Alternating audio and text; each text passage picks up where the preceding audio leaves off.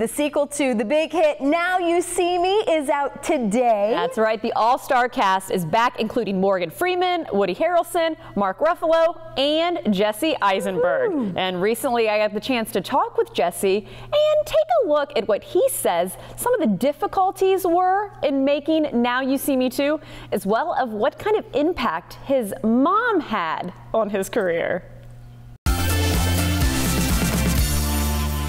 From The Social Network to Batman vs. Superman to his current film, Now You See Me Too. Jesse Eisenberg is a busy guy, and we're going to unlock the secrets behind his latest film. Good morning, Jesse. How you doing today?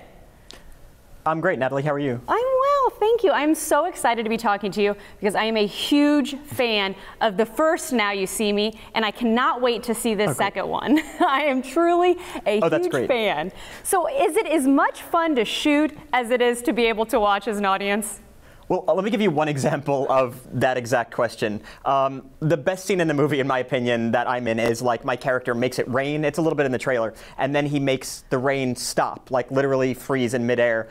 And when I read the script, I thought this is going to be the most incredible scene to shoot. And then I show up to the set. It takes place at night. The scene is at night. The scene is probably 20 seconds in the movie. But of course, that means we film it for like 14 hours. So we started filming at like, 5 in the afternoon, just as it's getting dark, and we finished shooting at like 7 a.m. as the sun's coming up because we have to use the whole night. And it's freezing in the middle of England, and it's raining on me all night. And every time we did the scene, then I would dry off, and then we go back and do it again, and I would get poured on. So like, as much fun as it is to watch, it was as uncomfortable to shoot.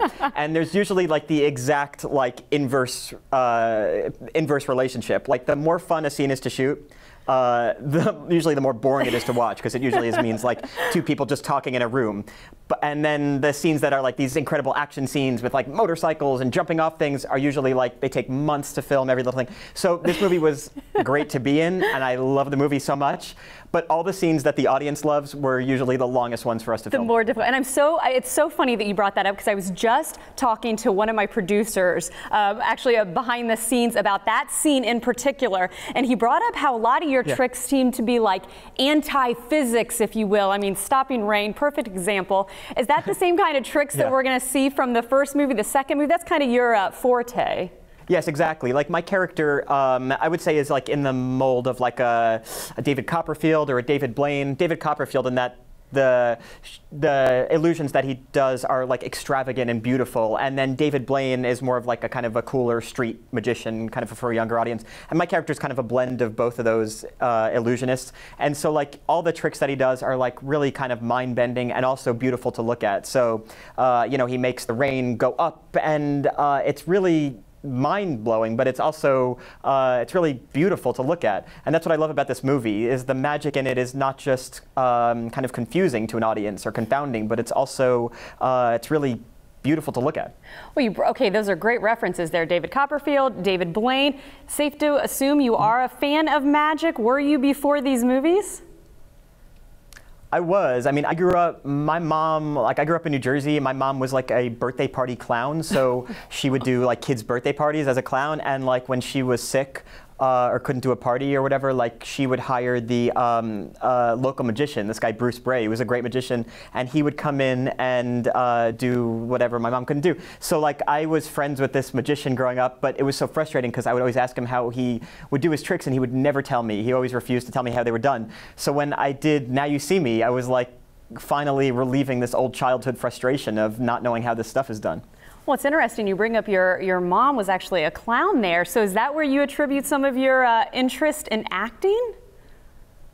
Yeah, I would not have put it together, because the acting I do is dramatic, and it's very different from my mom's work, except growing up, like I would wake up every weekend to the sound of my mom like tuning her guitar, because she was, a guitar player. She's like a folk singer for the parties that she did. And I would go downstairs and I would see my mom like in full face paint in like a red jumpsuit, like tuning our guitar and like working. And it made me realize, I think from a young age, that it's possible to do like some silly things and take it really seriously, which is what I do now for a living. Like, so I'm doing a play in London right now, and the play is like a comedy and everything, but we think about it like it's life or death. And this movie too, like we're playing, the greatest magicians in the world, but the way I think about it is like I'm treating my character like it's the most important thing on the planet. And I think I probably got that from my mom. Oh, well, that's great. I was going to say, I appreciate the insight there on your background and how you possibly got to where you are. But I got to say, I am so excited to see this second one. Can't wait to see if there's another Hook as well. So I'm sure we will see soon. I've already got my tickets ready to go. Yeah. Well, thank you so much, Jesse. I really appreciate it. Take care. You too.